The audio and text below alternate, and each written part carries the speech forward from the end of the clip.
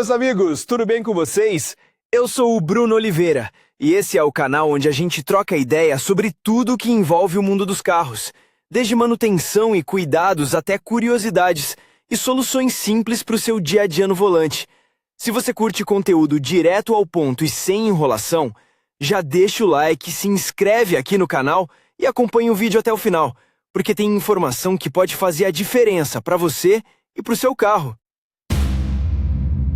Você consegue imaginar um debate mais acalorado do que aquele sobre a necessidade de aquecer o carro no inverno? Considere se necessário aquecer o motor, quanto tempo leva e se tudo foi feito corretamente. Afinal, ações incorretas em uma geada intensa podem realmente prejudicar o motor e a transmissão automática. De geração em geração. A posição sobre a necessidade de aquecimento do motor no inverno não surgiu do nada. Havia boas razões para isso. O óleo mineral, que era usado em todos os lugares no passado, engrossa muito rapidamente quando a temperatura cai. Se levarmos em conta a produtividade francamente baixa das bombas de óleo, teremos os primeiros minutos de operação de um motor não aquecido em condições de falta de óleo. A falta de lubrificação leva ao desgaste dos pares de fricção, o que faz com que a revisão do motor se aproxime aos trancos e barrancos.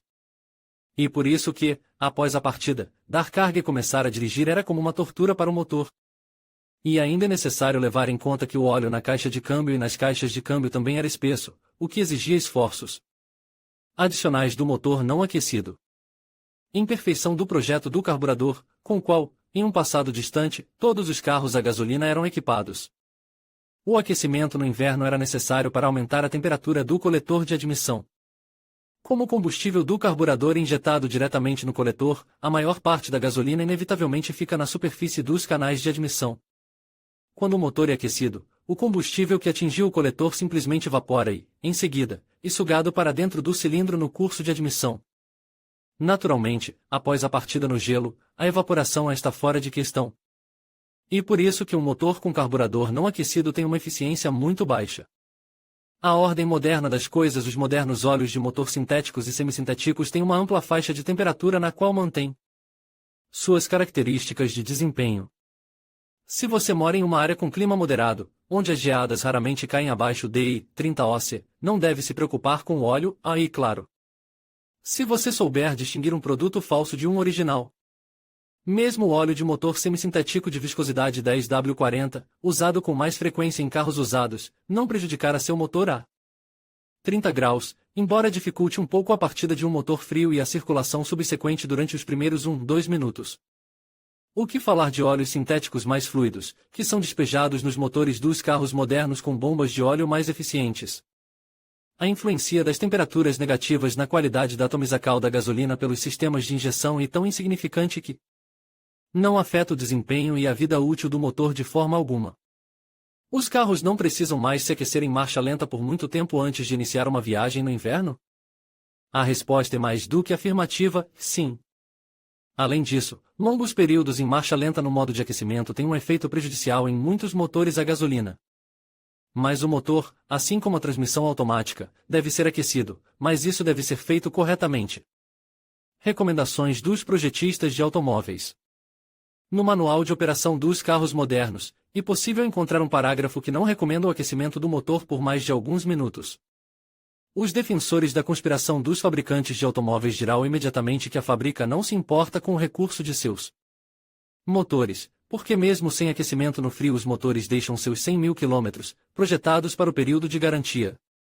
Ninguém discute o fato de que é mais lucrativo para as fábricas fabricar veículos com menos recursos, pois o comprador, nesse caso, irá ao showroom do carro para comprar um carro novo ou encomendar uma peça original para reparo mais rapidamente. Mas os principais argumentos a favor do aquecimento do motor exclusivamente em marcha lenta não perdem seu peso. Ao eliminar a marcha lenta, obtemos em redução das emissões tóxicas na atmosfera. Quando você começa a dirigir 1 a 2 minutos depois de ligar o motor, várias vezes menos substâncias nocivas são emitidas para a atmosfera do que quando se faz o pré-aquecimento antes de viajar. E se você não está preocupado com o estado ecológico da Terra, pense na saúde das pessoas ao seu redor que são forçadas a respirar a fumaça do escapamento do seu carro. Redução do recurso do conversor catalítico. Devido às características de projeto de alguns modelos de motores de combustão interna, o aquecimento prolongado em marcha lenta após A partida de um motor frio pode causar marcas nos pistões e no bloco de cilindros. Ao aquecer o carro em marcha lenta, você não só perde tempo, gasta dinheiro desnecessário com combustível e prejudica o meio ambiente, mas também corre o risco de reduzir a vida útil do motor. Problemas com o conversor catalítico implantado no sistema de escapamento para oxidar adicionalmente os elementos que não são queimados nos cilindros do motor CH, no e no 2. O objetivo da instalação é reduzir as emissões nocivas para a atmosfera.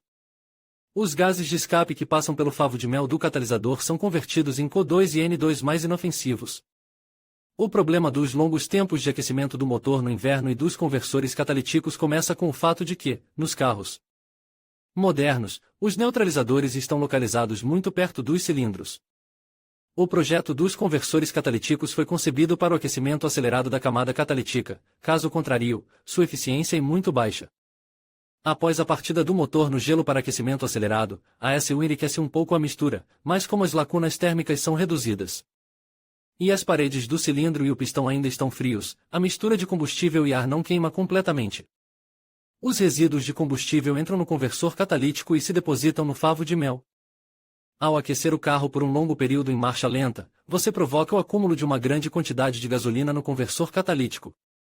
Como resultado, depois de começar a dirigir, o aumento da temperatura do gás de escapamento inflama a gasolina dentro do conversor catalítico, o que provoca o derretimento do favo de mel. A consequência do aquecimento não é muito agradável, se levarmos em conta o custo de um novo conversor catalítico. Como aquecer o carro corretamente? O motor e a transmissão automática devem ser aquecidos, mas isso deve ser feito da seguinte maneira: de partida no motor e, em seguida, aqueça-o por 1 ou 2 minutos em marcha lenta. Esse tempo será suficiente para remover a neve das janelas e fazer o óleo da transmissão automática funcionar. Se o motor estiver abastecido com óleo de motor, cuja faixa de trabalho corresponde à temperatura externa, as bombas de óleo modernas precisam de cerca de 30 segundos para bombear a pressão ideal em todos os pontos do motor. Em um carro com transmissão automática, é absolutamente necessário passar o óleo pelos canais antes de dirigir. Para aquecer a transmissão automática, mova o seletor alternadamente para cada uma das posições, permanecendo em cada uma delas por 20 a 30 segundos. Se o óleo da transmissão automática não tiver sido trocado por um longo período e o gelo estiver muito forte, o tempo de atraso pode ser aumentado para 1 minuto. Dessa forma, a caixa de câmbio se aquecerá mais rapidamente. Você pode começar a dirigir, mas no modo de aquecimento, em rotações, não superiores a 3.000 mph e não inferiores a 2.000 mph, marcha e 1, 2 ou 3. A escolha da marcha depende da localização do seu carro. Como a transmissão automática muda para a marcha mais alta para economizar combustível durante a condução silenciosa, coloque a caixa de câmbio na posição manual. Caso contrário, será impossível manter as rotações na faixa necessária no carro com transmissão automática. Se o carro estiver no pátio, algumas centenas de metros dirigindo em primeira marcha serão suficientes para preparar o carro para o ritmo normal nas ruas da cidade. Até que a temperatura do líquido de arrefecimento suba pelo menos para 60, não se deve apertar ou carregar o motor de outra forma. Isso reduzirá a vida útil do motor, não importa se verão ou inverno. Além disso, em caso de geadas severas, esse hábito pode matar a transmissão automática. É necessário aquecer o carro no verão? Uma saída silenciosa dos pátios médios de dirigir até o primeiro semáforo será mais do que suficiente para atingir a faixa de temperatura operacional no verão. No verão, não há necessidade de passar óleo e aquecer a transmissão automática enquanto estiver parado em um estacionamento. Efeito sobre o grupo de pistões do cilindro. O efeito prejudicial de longos períodos em marcha lenta não é apenas sobre os conversores catalíticos, mas também sobre o grupo de pistões de alguns carros modernos. Como é extremamente difícil colocar todas as informações disponíveis em um artigo, sugerimos que assista a uma pequena palestra de Andrei Krutko. O vídeo será especialmente interessante para os proprietários de carros do grupo VAG, AWV, Skoda, SEAT, Audi, com motores FSI, MPI e TSI. Em conclusão, aquecer o carro em marcha lenta pode parecer uma prática comum, mas traz mais desvantagens do que benefícios. Além de aumentar o consumo de combustível e a emissão de poluentes, essa prática pode causar danos ao motor a longo prazo. O ideal é dirigir suavemente logo após ligar o veículo, permitindo que ele aqueça de forma mais eficiente. Assim, você preserva a saúde do seu carro e contribui para um meio ambiente mais limpo. Pense nisso na próxima vez que for iniciar seu trajeto.